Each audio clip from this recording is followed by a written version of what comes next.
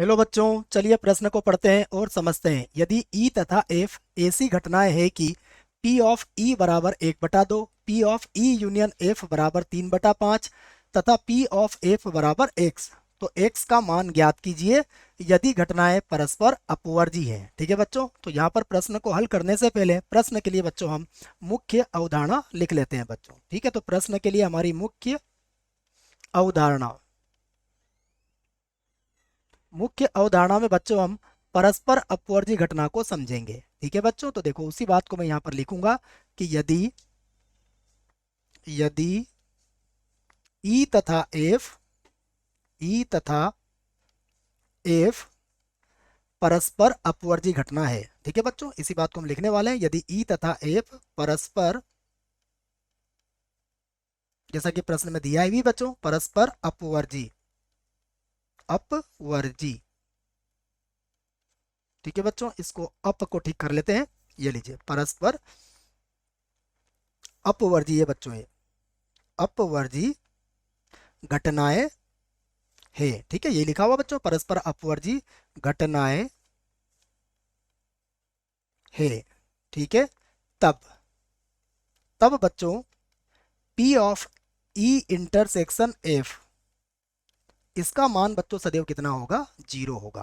ठीक है बच्चों, तो अपवर्जी घटनाओं में उनका जो इंटरसेक्शन होता है बच्चों वह फाई होता है, अर्थात उसकी जो प्रायिकता होती है वह सदैव 0 होती है बच्चों। ठीक है, तो यह मुख्य अवधारणा आपको इस प्रश्न के लिए याद रखना पड़ेगी बच्चों।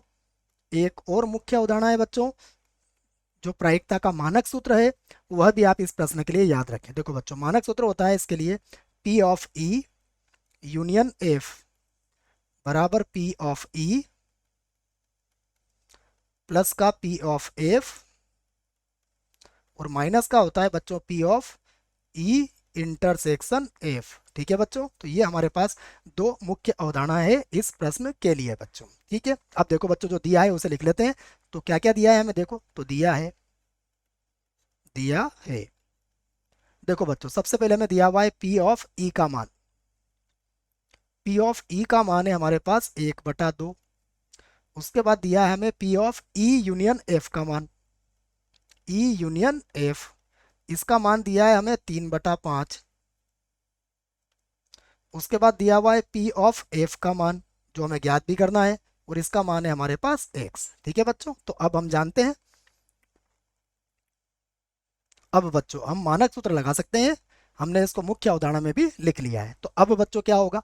हम जानते हैं P of E union F, ये किसके बराबर होगा? ये बराबर होगा बच्चों P ऑफ E, उसके बाद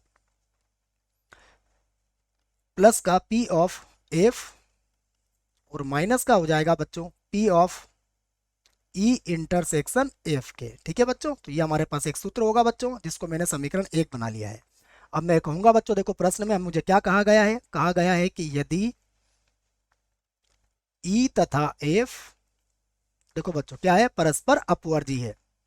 ये प्रश्न में कहा गया है परस्पर अपवर्जी है। ठीक है बच्चों, और देखो अगर परस्पर अपवर्जी है बच्चों, तब तब P of E intersection F यह किसके बराबर होगा? 0 के बराबर होगा। तो बच्चों यहाँ पर P ऑफ E इंटरसेक्शन मेरा कितना हो जाएगा? 0 हो जाएगा। तो इसी बात को बच्चों मैं यहाँ लिख देता हूँ। तो मैं कहता हूँ अतः अतः बच्चों, ठीक है, देखो अतः अब समीकरण 1 में बच्चों में P of E intersection F का मान रख सकता हूँ। देखो, तो अब मेरे पास हो जाएगा P of E union F बराबर बनेगा P ऑफ E प्लस का हो जाएगा बच्चों P ऑफ F और माइनस हो जाएगा 0। ठीक है बच्चों, माइनस में 0 कर दूंगा क्योंकि मैंने यह बात पहले लिख ली है बच्चों। ठीक है, अब देखिए बच्चों, जो जो मान हमें दिए हुए हैं वो मान रख लेते हैं हम। तो E इंटरसेक्शन F कितना दिया है? E इंटरसेक्शन F दिया है 3/5, तो इसको लिख लेते हैं हम 3/5।